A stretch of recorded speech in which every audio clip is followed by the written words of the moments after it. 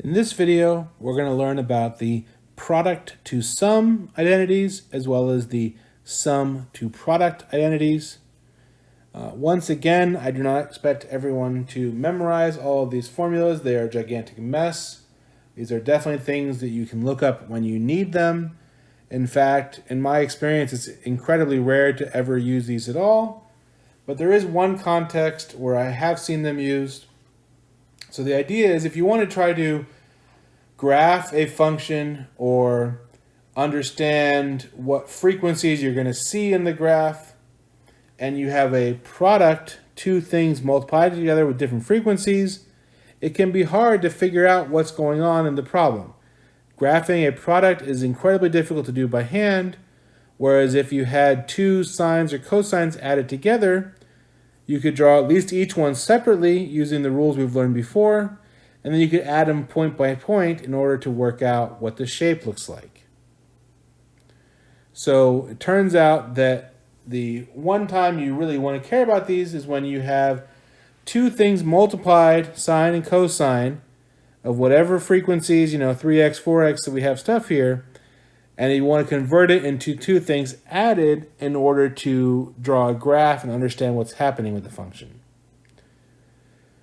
Now, these identities aren't too bad to prove. If you wanted to prove, for example, this first one up here, you could start by using the sum identity on sine of a plus b, use the difference identity of sine a minus b, write it all out, add those two things together.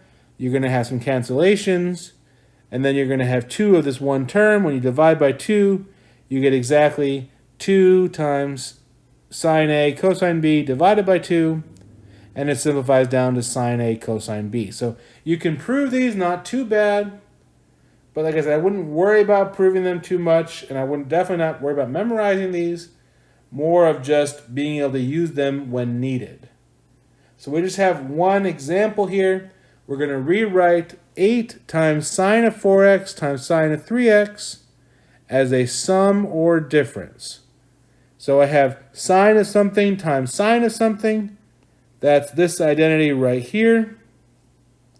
So we'd have 8 sine of 4x times sine of 3x is 8 times, and then sine is something over 2. It's cosine of angle minus the other angle, so 4x minus 3x. And then minus cosine of the angles added, 4x plus 3x. Cancel 2, it goes into 8 4 times. And we're going to get 4 cosine x minus 4 cosine 7x. And at this point, you're just done. So a lot of these problems in this type of situation, they're pretty quick as long as you use the identities that are given to you for product to sum and sum to product. And then again, if you were trying to graph it, you could graph the 4 cosine x. You're going to have a cosine with an amplitude of 4. And you can work out the period of 2 pi and so on.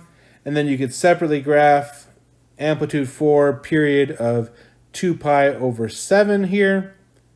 It has a frequency 7 times higher. And you could draw both of these and try to figure out what the graphs look like when added together.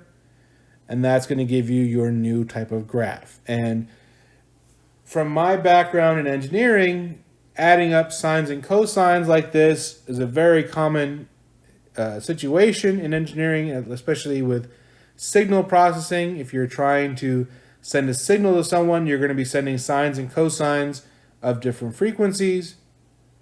And so it's very useful to take a product and turn it into these sums, because a lot of analysis is based off of having sums of sines and cosines.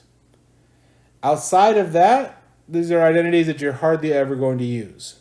So if you're a different type of major that's not dealing with this type of situation, it's something that we'll see in one section and rarely ever see it again.